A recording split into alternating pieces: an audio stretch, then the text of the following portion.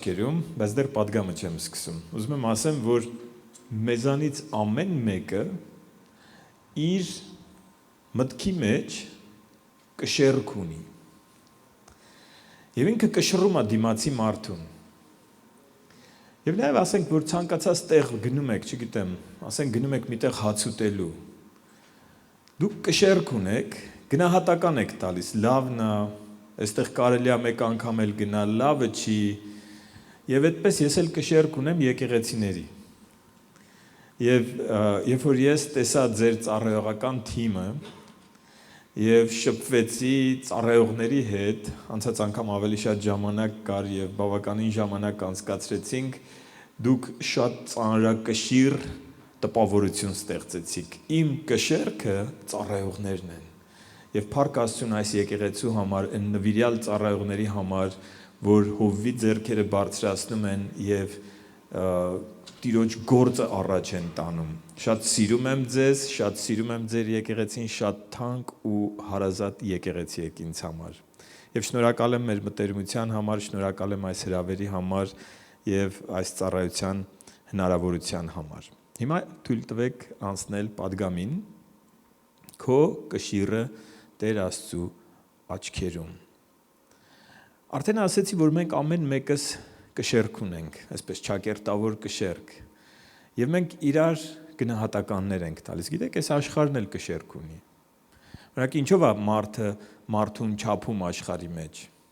Եթե մեկը ձեր տուն հյուր է գալիս, կամ մեկը եկեղեցի է գալիս, կամ չգիտեմ, ինչ որտեղ տեսնում են եկավ շենքի մոտ կանգնեց մի շատ թանկանոց մեքենայով, իջավ բրենդային հագուստներով, փայլփլուն ու իր հետևից էլ մի 4 մեքենա եկավ կանգնեց, որ իրան բանասող չլինի,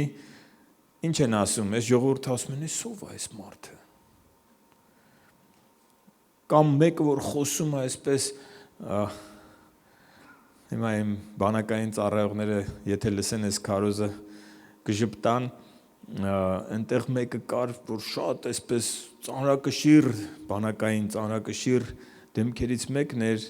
դեն ժամանակ ես ապաշխարած չէի, նստում էինք հաց ուտելու, ցավոք սրտի նաև մի փոքր կենացներ էինք ասում սենց, ու այդ տղան այնքան ծանրակշիռ էր, որ նենց կենացներ էր ասում, ոչ ոք չէր հասկանում ինչի մասին է խոսքը, խորհրդավոր, սենց համեմատություններ կենաց լսել եք երևի։ Ու ոչ մեկ չէր հասկանում ու բոլորը ասում են ինչ խելացի է ինքը։ Աշխարհը տարբեր չափանիշներ ունի կշռելու։ Օրինակ վերջերս ֆուտբոլային հանդիպում տեղի ունեցավ Հայաստանում, Պորտուգալիա-Հայաստան խաղը, չգիտեմ, Հայաստան-Պորտուգալիա խաղը, եւ տոմսերը վաճառվեցին մոտավորապես, եթե չեմ սխալվում, ամբողջ ստադիոնի տոմսերը 3 թե 4 րոպեում վաճառվեցին, on-line վաճառք էր, 3 րոպե հետո էլ ոչ ոք չէր կարողանում տոմս գնել, որովհետև մարդիկ թանկ էին գնահատում, հետո այդ գնված տոմսերը մի տոմսը 100,000-ով վաճառում էին եւ մարդիկ առնում էին։ Գիտեք ինչու՞։ Որովհետև մեկն էր եկել Հայաստան, որին մարդիկ թանկ են գնահատում, իրանց համար ինքը ծանրակշիռ է, իր համար արժի 100,000 տալ, որ մի 50 մետրից նայես ինքը ոնց է խաղում։ Այս ամենը մարդիկ են։ Բայց ես այսօր ուզում եմ մենք մի տեսարան պատկերացնենք միասին։ Աստվածաշնչում նկարագրվում է, ովքեր որ գյուղում ապրել են, չգիտեմ հիմա այդպես անում են, թե չեն անում, բայց գյուղում ովքեր ապրել են, տեսել են, որ այն հին ժամանակներում ես հիշում եմ, որ ցորենը բերում էին, այսպես հիմա ավազն են, չէ՞, տենց լցնում, այտենց ավազի պես լցնում էին ու պիտի հարդը իրենից բաժանեիր։ Լավ, եթե մի քիչ թեթև քամի էր լինում, կարդացել եք Աստվածաշնչում Հոսելին նրա ձեռքին է։ Հոսելին այսպես բահի պես, լապատկայի պես մի մեծ բան էր փայտից, որ իրան վերցնում են այդ ցորենը օդ էին հանում ու քամին, որ փչում էր, ինքը արդեն մաքրված էր, ուղղակի պիտի քամին առանձնացներ հարդը ցորենից։ Եվ գրված է, որ Հոսելին Տեր Հիսուսի ձեռքում է։ Եվ ինքը առանձնացնելու է մի օր հարդը ցորենից։ Եվ սա խոսում է մարդկանց մասին։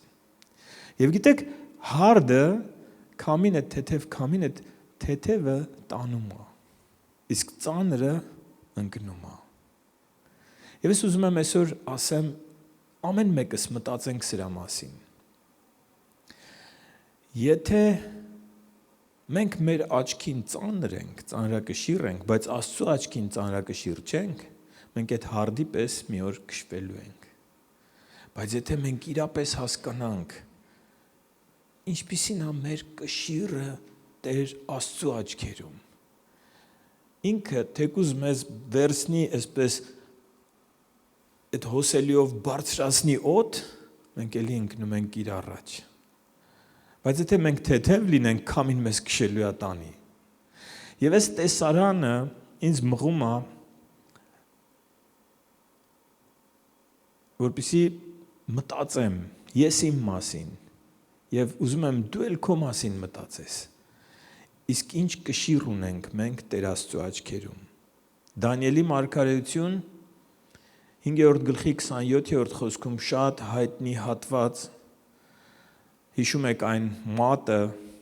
Բաղդասար թագավորի ժամանակներում որ եկավ եւ պատին սկսեց գրել եւ հետո իրանք չհասկացան ինչ էր Դանիելին կանչեցին Դանիելը եկավ եւ մեկնեց ասում է կշերքով ինչ էր գրված կշերքով կշռվեցիր եւ թեթև գտնվեցիր Գիտեք ամբողջ աշխարհը թագավորին թեթև չէր տեսնում Այն ինչ որ մարդիկ կասեն մեր մասին ինքը շատ լավ է որ մենք լսենք ինչ են ասում մարդիկ մեր մասին շատ ավելի կարևոր է ինչ ասում Աստված մեր մասին Եվ մեր կշիռը չի գալիս նրանից թե քանի լայք են դնում մեր քարոզի տակ քանի հոգի հավաքվում եկեղեցում քանի հոգի մոտենում գովում քեզ ասի վայ ես ինչ լավ ծառայող ես վայ ես ինչ լավ եղբայր ես վայ ես ինչ լավ քույրիկ ես Մեր կշիռը նրանից է գալիս, որ Աստված երկնքից նայում ու ասում է ապրես բարի եւ հավատարիմ ծառա, շարունակիր այդպես։ Դու ճիշտ ճանապարհի վրա ես։ Դեռ կատարյալ չես, դեռ շատ սխալներ ես անում, բայց շարունակիր այդպես։ Եվ սա կշիռ է տալիս։ Թագավորին, Բաղդասարին, եթե նայեն, եթե թագավորը, ուրեմն ռուսերեն բարկա, չէ, վիսոմի Գիտեք այդ ինչը, ամենակշիռ ունեցողն էր այդ թագավորության մեջ, բայց Աստված ասեց, ես քեզ կշռեցի ու դու թեթև գտնվեցիր։ Եվ այս կշեռքի օրինակները շատ հետաքրքիր են, երբ որ ուսումնասիրում էի առաջին թագավորաց 2-րդ գլխի 3-րդ խոսքում Աննայի աղոթքն է Գիտեք Աննան, որ երեխա չէր ունենում Սամուելի մայրը, ասում է, այլևս հպարտությամբ մի պարծենակ, թող մեծախոսություն դուրս չգա ձեր բերանից, քանզի Տերն է գիտությունների Աստվածը եւ նա կշռում է գործերը։ Նա կշռում է մարդկանց գործերը։ Աստված կշեռք ունի։ Եվ մեկին կշռում ու ասում է, քեզ կշռեցի ու դու ծանր գտնվեցիր, մեկին կշռում ասում է, քեզ կշռեցի դու թեթև գտնվեցիր։ Սաղմոս 62:9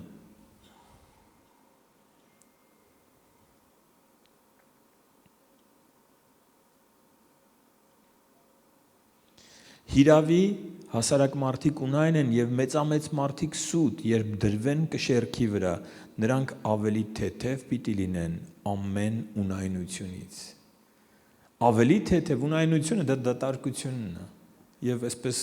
գեղարվեստական համեմատություն է արվում, ասում է մարդկանց մեծամեծերը,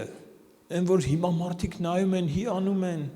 ես զարմանում եմ, երբ որ տեսնում եմ, ասենք, հավատացյալ մարդիկ ամեն ինչ անում են, որ գնան մի հատ հայտնիներից մեկի հետ նկարվեն, հետո գցեն սոցիալական ցանցեր, ասեն, գիտես ում եմ տեսել, այսինքն իմ ստատուսը բարձրանում է, որ ես իր հետ նկարվեցի։ Աստված ասում է, որ կշռենք այդ, որ դու հիանում ես, որ դու, չգիտեմ, ինչքան փող տվեցիր, որ իր հետ մի հատ նկար ունենաս։ Ես իրան կշռում եմ, ինքը թեթև է, գնա ծանր, մարդ գտի իր հետ նկարվի։ Ես կշռում եմ մարդկանց գործերը։ Ինչ չափանիշներով։ Հիմա ուզում եմ մենք հոգևոր չափանիշներին անդրադառնանք, եւ ես սովորաբար պատգամը բաժանում եմ 3 մասի, 3 կետ, որ լավ հիշվի, ու այս հատվածը սրա մասին ենք խոսելու, Աստված ինքը ասում է ինչ չափանիշներ ունի։ Օրինակ, այդ հիմնական հատվածը Երեմիայի մարգարեություն 9-րդ գլխից է, Երեմիայի մարգարեություն 9-րդ գլուխ 23-24 խոսքերը ընթերցենք։ Այսպես է ասում Տերը։ Դու ուզում ես լսես Տերը ինչ է ասում։ Այնքան գեղեցիկ է, որ հենց Աստվածաշունչը ասում, այսպես է ասում Տերը, իմաստունը իր իմաստությամբ թող չպարծենա։ Այսինքն ես լավ բան է կրթությունը, իհարկե լավ բան է։ Ես ոնց նայում եմ իմ ամբողջ կյանքը ուսանող եմ։ Իմ կինը երկար տարիներ ուսանող է պահում։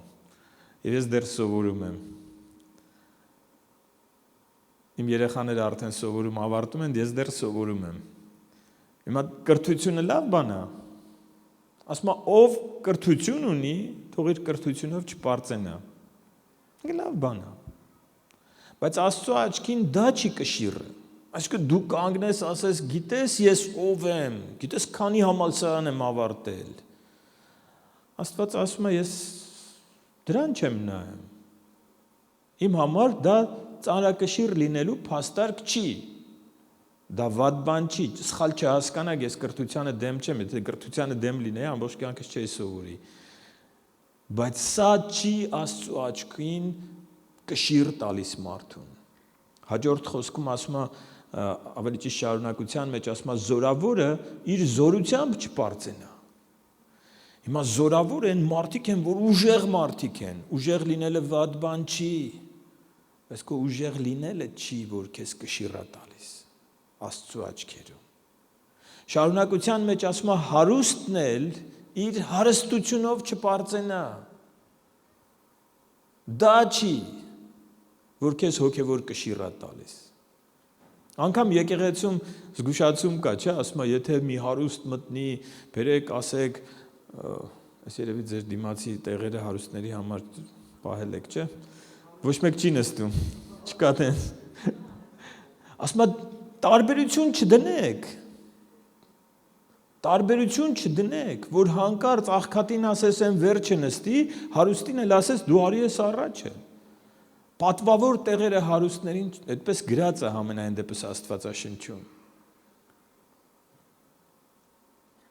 Ինչի համար է սա ասում, որովհետև հարուստ ինչպես որ կրթված լինելը վատ բան չի, ինչպես որ զորավոր լինելը վատ բան չի, այդպես էլ հարուստ լինելը վատ բան չի։ Հարուստ մարդիկ, ես կարծեմ այսօր էր թե երեկ էր խոսում է այս մասին, հարուստ մարդիկ ավելի շատ հնարավորություն ունեն բարեգործության։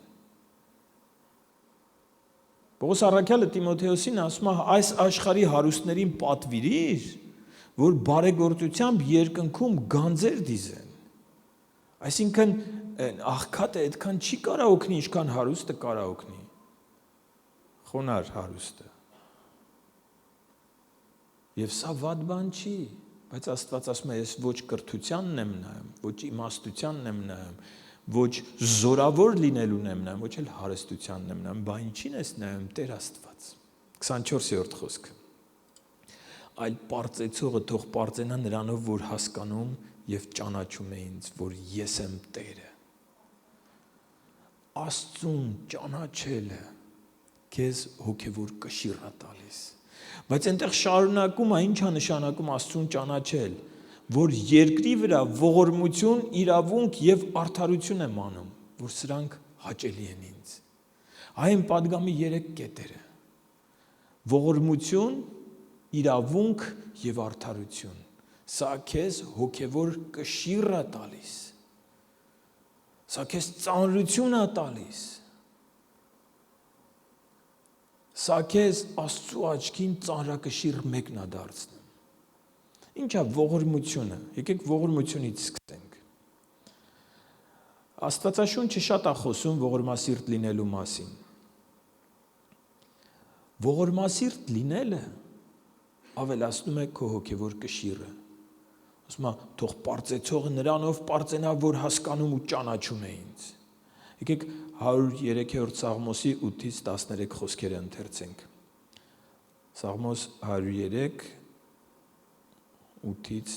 13 խոսքերը։ Բարեգութ եւ ողորմած է Տերը, համբերատարը եւ գթառատ։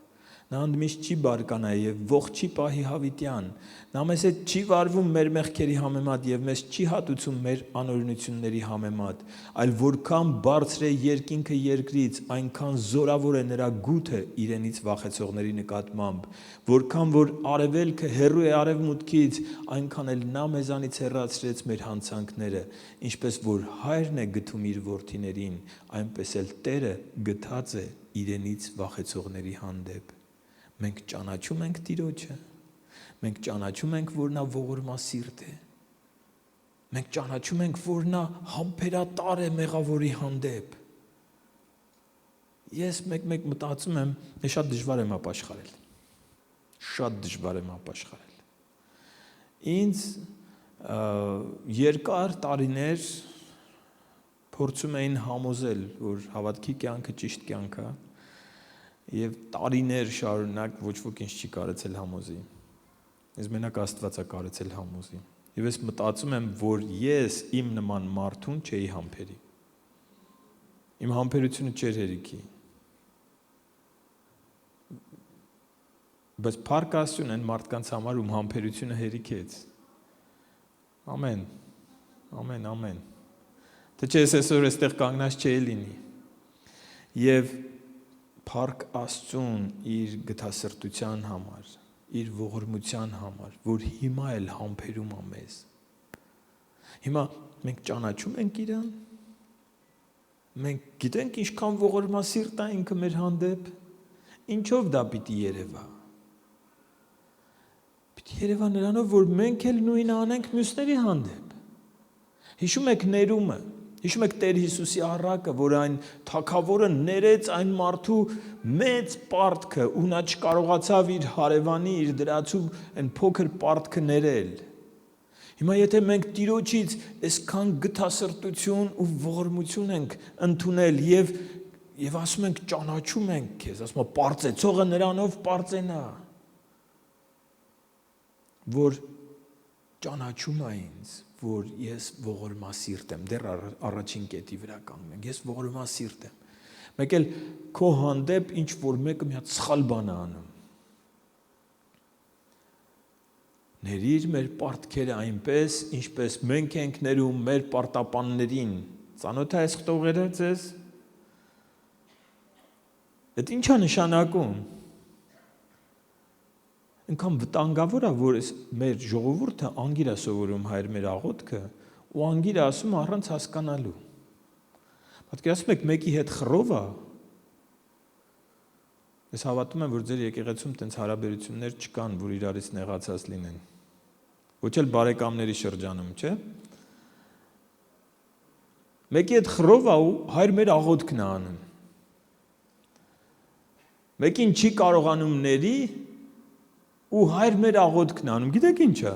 ոնց որ մեկը աղոթի ասի Տեր Աստված, խնդրում եմ, ինձ ուղարկի դժոխք, տենց աղոթք կանեք, ես չեմ անի տենց աղոթք, սա վտանգավոր աղոթք է, երբ որ դու ասում ես ներիր ինձ այնպես, ինչպես ես եմ ներում իմ հանդեպ մեղք գործողին, դու ասում ես, եթե չես ներում, ասում ես ինձ էլ մի ներիր։ Գիտեք Տեր Հիսուսը, երբ որ սովորեցնում էր Մատթեոս 6-րդ գլխում, երբ որ սովորեցնում էր տերունական աղոթքը, անմիջապես, որ այնտեղ ասում է հավիտյանս հավիտենից ամեն, դրանից հետո մի նախադասություն է կրկնում հայր մեր աղոթքից։ Ինչպես դուք մարդկանց ներեք իրենց հանցանքները, այնպես էլ ձեր երկնավոր հայրը կների ձեր հանցանքները։ Կշիռ, այն էլ ինչպիսի կշիռ է ավելանում քո հոգևոր կյանքում, երբ որ դու հիշում ես քեզ ինչքան աներված։ Մեկ էլ գալիս է, չգիտեմ, կինդ գալիս է, ասում է, չէ, իրանց չենք ներելու։ Ես չգիտեմ, ամուսինները տենց բան ասում են, թե չեն ասում։ Չէ, լավ, կատակ եմ անում։ Խոսում են ամուսիններով, լավ, չեզոք, ամուսիններով խոսում են ու որոշում են, որ ոչ, էդի ներելու բան չի։ Մի հատ հիշենք, մեզ ինչքան է ներվել։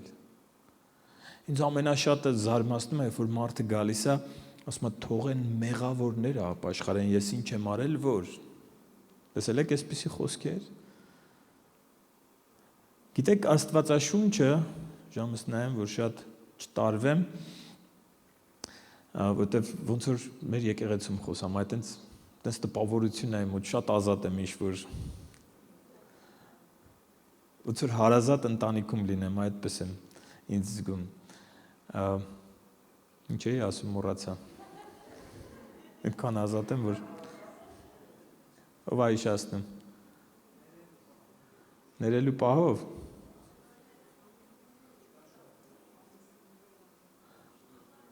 Պաստոր դուք էլ չեք հիշում։ Դա մի քիչ առաջ էի ասում։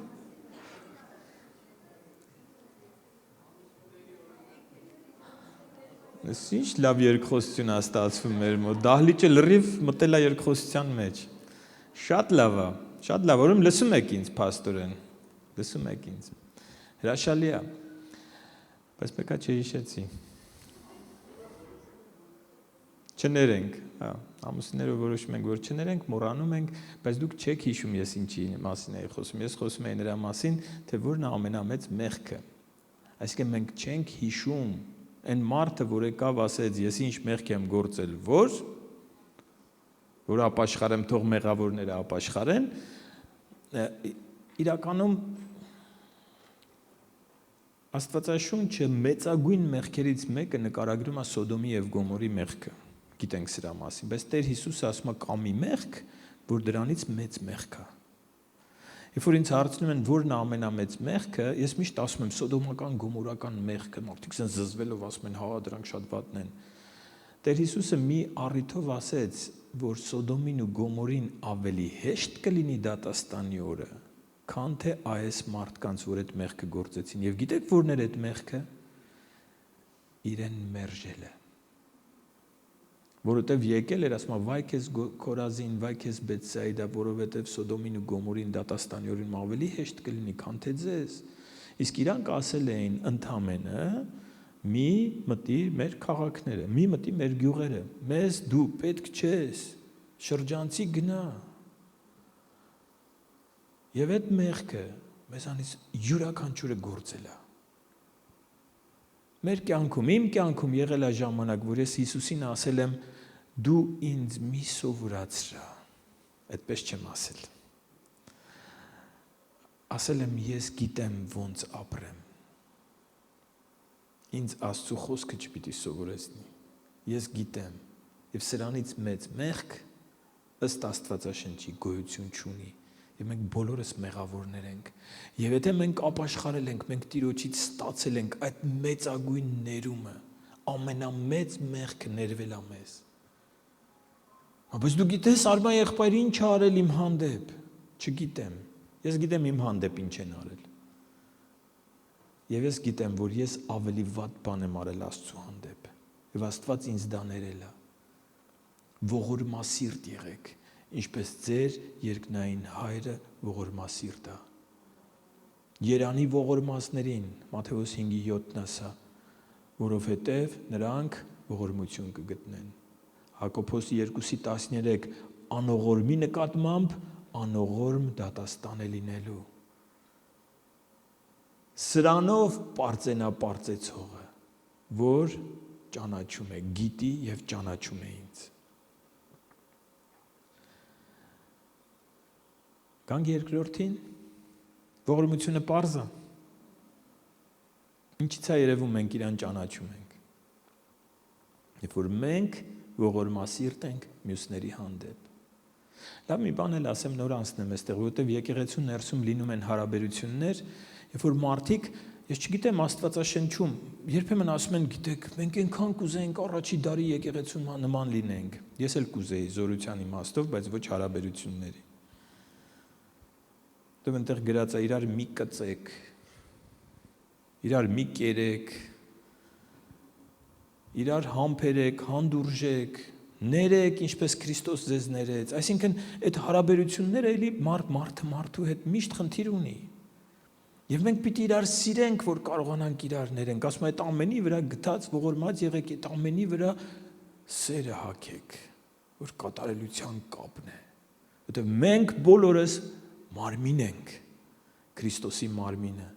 Կարա եկեղեցում լինի խնդիր, իհարկե կարա։ Կարա հարաբերությունների մեջ լինի, այո։ Կարա մեկը քեզ նեղացնի եկեղեցում, այո։ Ու դու ոչ թե պիտի աչքի տեղ աչք, ատամի տեղ ատամ սկզբունքով անես, դե որ դու ինձ սենց արեցիր, դե արի տես ես քեզ ինչ կանեմ։ Դե որ դու ինձ բարև չես տալիս կամ չտենալու ես տալիս ինձ, դե տես ես քեզ ինչ եմ անում, չէ։ Ողորմասիրտ եղեք, բարիով հաղթեք չարին։ Երբ որ ինչ որ մեկը քո հանդեպ սխալ վերաբերմունք ունի, ընտանիքում, եկեղեցում, աշխատավայրում, ուրեմն հավատքի մեջ տկարացել է։ Կամ խավարի մեջ է դու լույսն ես։ Եվ գիտեք ինչ ասում է, դուք որ զորավոր եք, տկարների տկարությունը վեր առեք։ Օգնիր իրան, աղոթի իր համար։ Հիմա հասկանում ենք Տեր Հիսուսի խոսքերը, որ ասում էր ձեզ անիծողների համար աղոթ կարեք։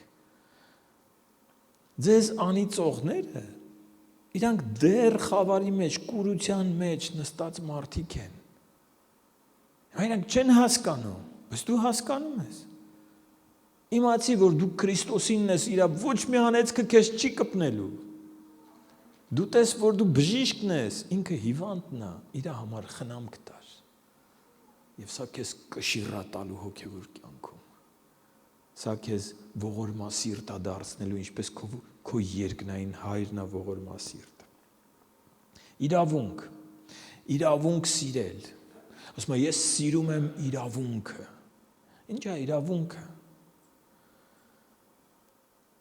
Պարծեցողը թող սրանով պարծենա, որ հասկանում ու ճանաչում է ինձ։ Այո, Աստված իրավունք սիրող Աստված է։ 33-րդ Սաղմոս 4 և 5 խոսքեր։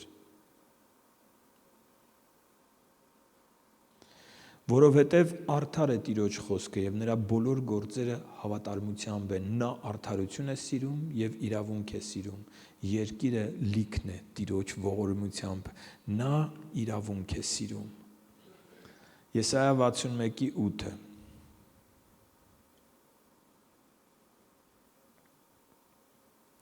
Արդարև ես Տերը, սիրում եմ իրավունքը, ատում եմ հափշտակությունն ու անօրենությունը, ես հավատարմորեն նրանց վարձը պիտի տամ և հավիտենական ուխտ պիտի կնքեմ նրանց հետ, ես սիրում եմ իրավունքը։ Գիտեք, իրավունք անելը ինքը դատի հետ կապ ունի, իրավունք դատ, իրավաբանական ֆակուլտետ, ինչ են դառնում իրավաբանական ֆակուլտետում սովորողները, ինքը դատի հետ կապ ունեցող բան է։ Եվ մենք մարդկանց, երբ որ գնահատական ենք տալիս, մենք պիտի արդար լինենք մեր գնահատականի մեջ։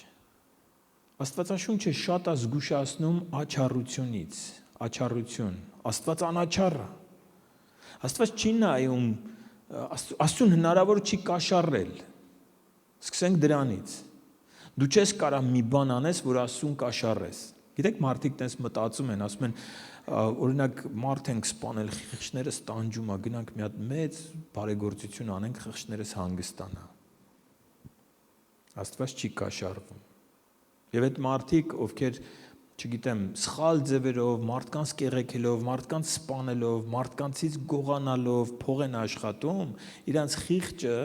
կարա մաքրվի միայն մեկ պարագայում, Աստվածաշունչը ասում է, եթե ապաշխարեն։ Ապաշխարել նշանակում այլևս այդպես չեմ անելու։ Մնացած բոլոր պարագաներում Աստված չի կաշառվում։ Կուզես տար $10 միլիոն դուր մանկատանը կամ 4 հատ եկեղեցի կառուցի։ Քո մեղքը քեզ դժոխք կա տանելու։ Հիմա կարան ասեն, բայց մեզ ուրիշ ձև են ասել, իհարկե, դե որ տանում եք իրանց տալիս եք, իրանք ձեզ ուրիշ ձև կասեն ապրես,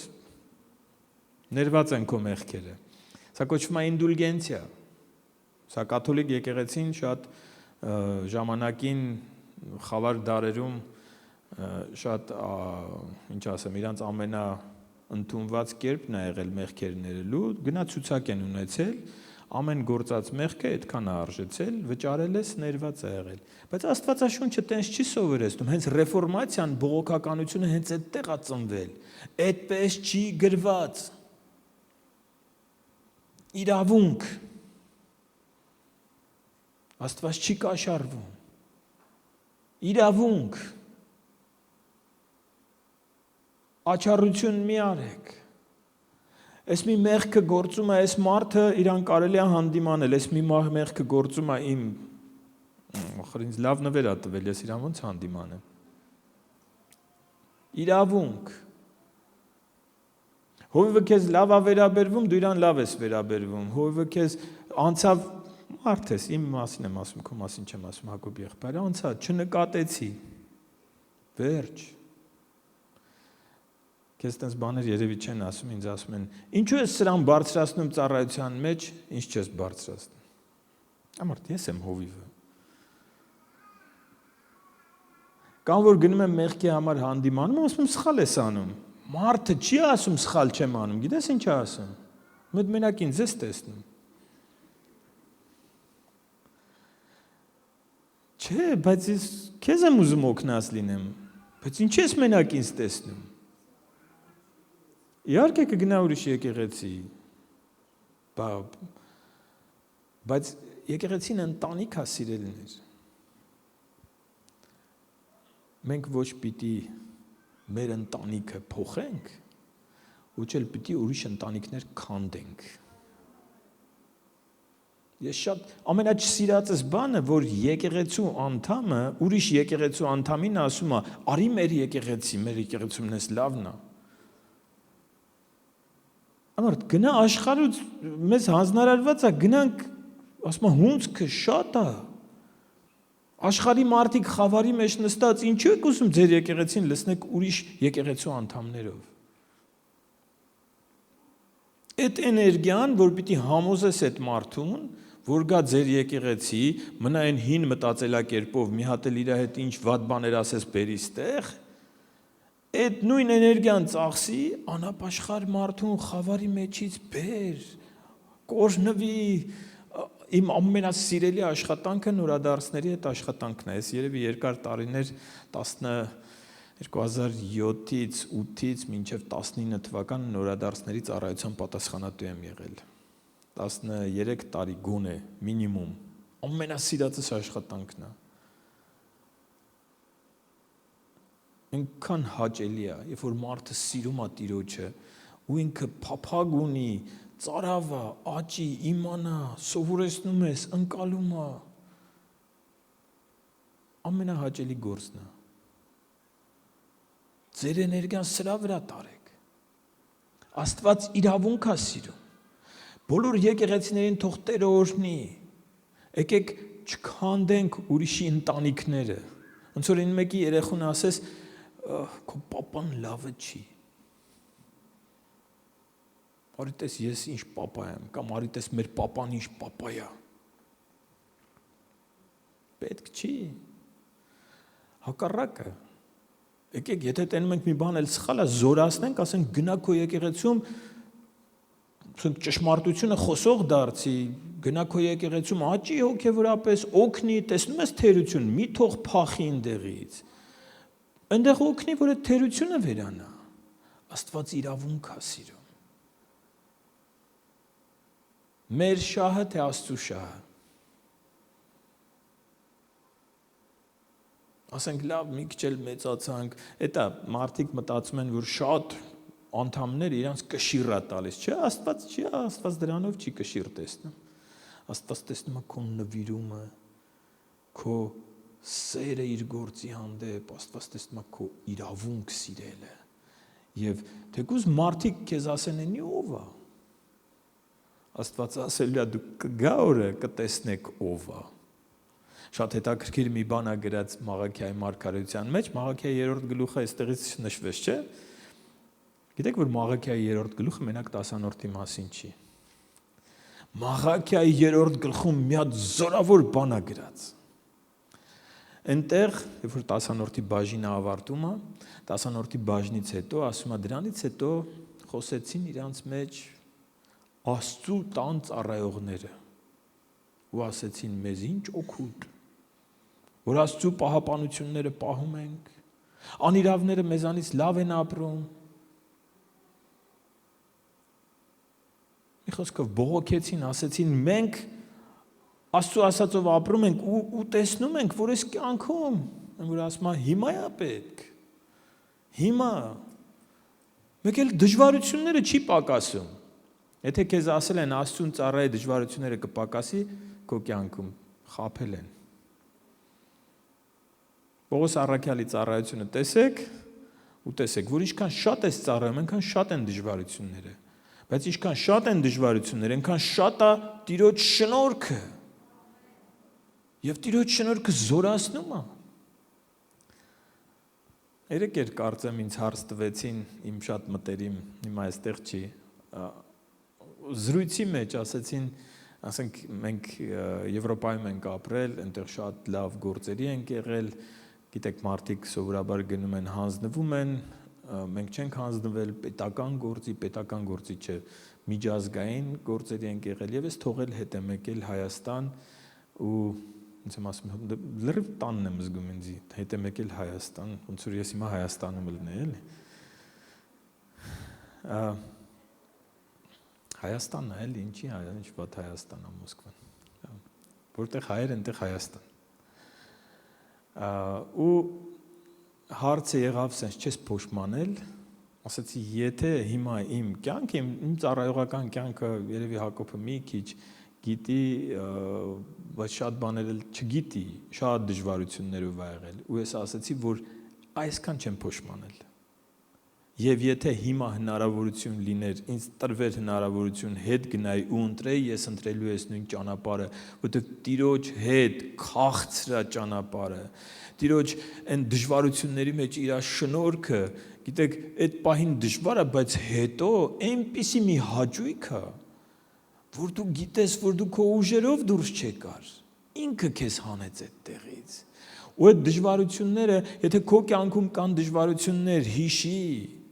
դու Տիրոջ պատվիրաններով գնա, դու ողորմություն, իրավունք պահի, քո այսօրվա խնդիրները, ամենամեծ խնդիրները դառնալու են վաղվա քո վկայությունները։ Ես իմ կյանքում շատ վկայություններ ունեմ, շատ դժվարություններ էլ ունեմ, որոնք վաղը դառնալու են վկայություններ, ես համոզված եմ սրանում, որովհետև իմ ուժով չի ու իմ զորությունով չի, Տիրոջ շնորհքով է։ Իրավունք Աստված սիրում է իրավունքը, եւ Աստված սիրում է, որ իր զավակը ճիշտ է իրան պահում, որ իր զավակը չի պահում մյուսի հանդեպ այնպես, ինչպես այդ մյուսն է իր հանդեպ պահում իրան, այլ ինքը իրավունքով է շարժվում, այլ ինքը շարժվում է այնպես, ինչպես Տիրոջն է հաճելի։ Վերաբերմունքը առանց աչառության, առանց կաշառքի ու շահի, այս աշխարհն է շահի վրա, իսկ եկեղեցին պիտի սիրո վրա կառուցված լինի, սեր։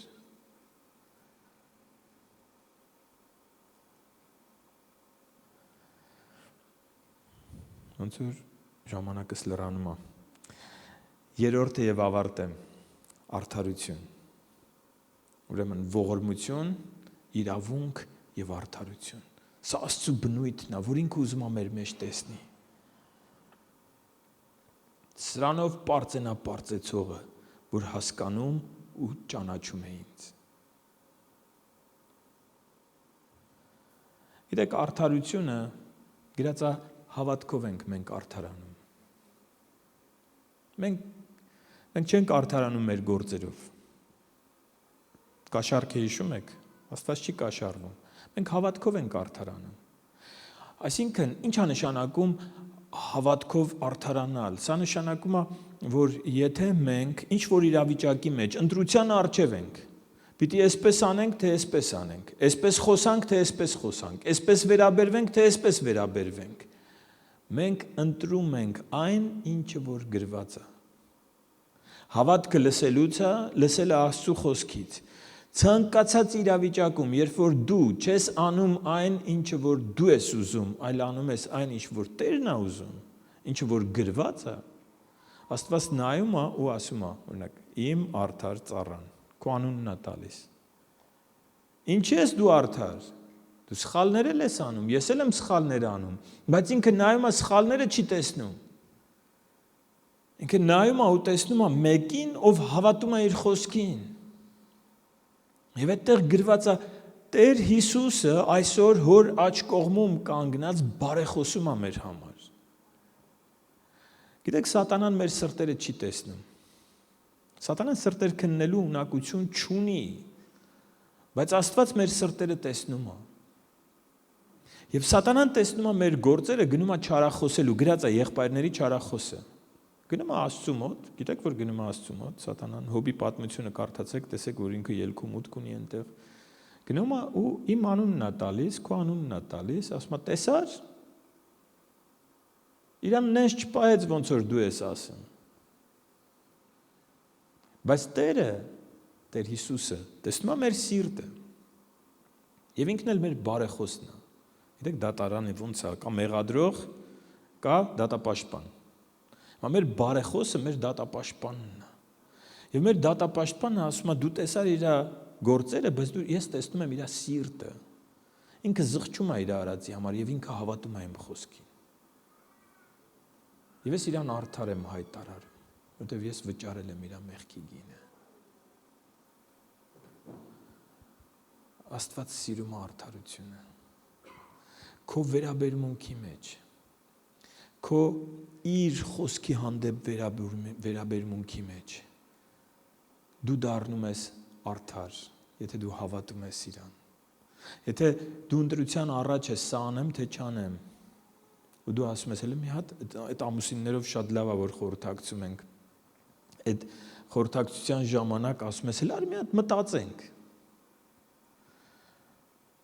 Մենք արի ես օրինակը պատմեմ։ Մենք մի հրաշալի եկեղեցու շենք ենք կառուցել ու եկեղեցու շենքը կառուցելու ժամանակ մեր ամենամեծ ծախսերը հովացման ծախսն էր։ Եթե ծանոթ եք այդ համակարգերին, եկեղեցի հովացնելը այդքան էլ հեշտ գործ չի, մանավանդ որ ինքը համ հովացնում է, համ տաքացնում է, այսպիսի մի լավ համակարգ էր ու այդ հովացման մտածում եմ այդ եղբայրը բա որ լսի եղբայր դեռ չի ապաշխարել, բայց ինձ Արման եղբայրը ասում, մի խոսքով գումարը վերցրել էր ու երկար ժամանակ չկար։ Զանգերին էլ չէր պատասխանում։ Ու մենք եղբայրներով որոշեցինք հավաքվենք, բավականին մեծ գումար էր, չասեմ ինչքան, շատ մեծ։ Ու սկսեցինք մտածել, ինչ անենք։ Եվ որոշեցինք անենք նենց, ոնց որ Աստվածաշունչն է ասում, ներենք նենց, ոնց որ այն մյուս ձևերով չանենք, թեև հնարավորություններ շատ կար, մեզ էլ առաջարկում էին, մենք բոլորին ասացինք ոչ, մենք ներում ենք։ Եվ գիտեք, ես կարծում եմ, որ Աստված հենց դրան էլ սպասում էր։ Այդ մեր լավ ընկերը անմիջապես հայտնվեց, բոլոր գործերը արեց, հենց այդ որոշումից հետո, ես չգիտեմ ոնց եղավ տենց, վերջում էլ 1 միլիոն դրամի մեզ նվեր արեց, ու մենք հիմա ունենք հրաշալի հովացման համակարգ եկեղեցում։ Ես չեմ ասում, որ քո պարագայում էլ է դա տենց լինելու, բայց Աստված սիրում է, երբ որ դու քո դժվարության մեջ չես անում այն, ինչ որ աշխարհն է անում։ Դու քո դժվարության մեջ անում ես այն, ինչ որ գրված է։ Մենք չտուժեցինք, մի բան էլ շահեցինք, բայց դա խնդիրը չէր, մենք պատրաստ էինք տուժելու։ Եվ շատ կյանքում լինում են այնց իրավիճակներ, որ իսկականից էլ տուժում ես։ Բայց սա քեզ կշիռ ավելացնում։ Աստված սիրում է արդարությունը։ Փարիսեցիներին ու դպիրներին ինչի էր Տերը հանդիմանում։ Փարիսեցիներին ու դպիրներին ասում էր. դուք մի բան եք ասում։ Դուք ասում եք, որ հավատում եք Աստծուն, ընդունում եք իր խոսքը, բայց դուք ապրում եք ուրիշ ձև։ Եվ գիտեք, կանգնեց ու բոլորին ասեց, եթե ձեր արդարությունը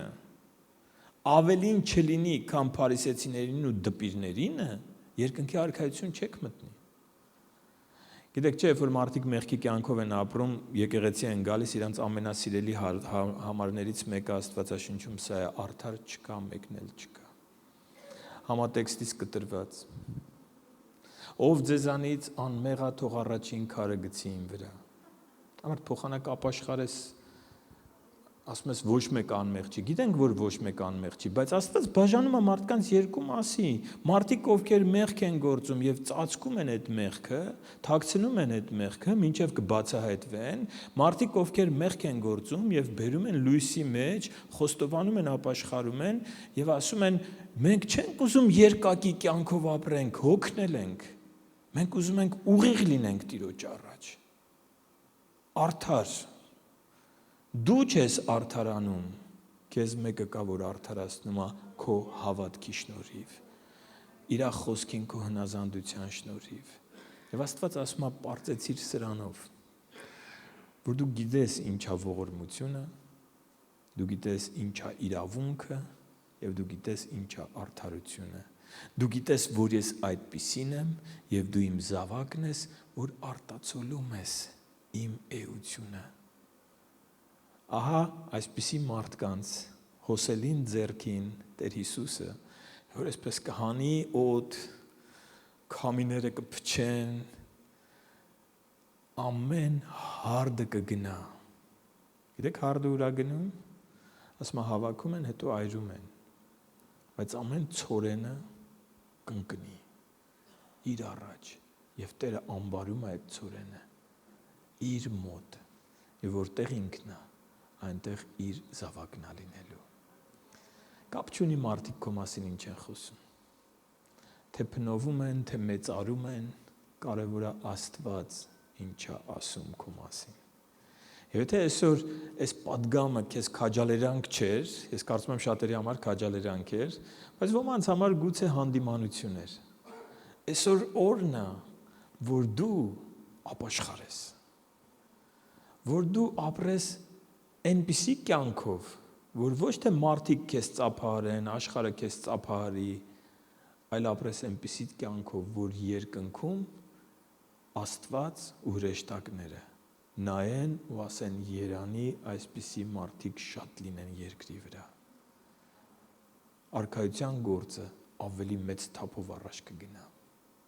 Քո կշիռը Տեր Աստծո աչքում։ Եկեք կանգնենք աղոթքի։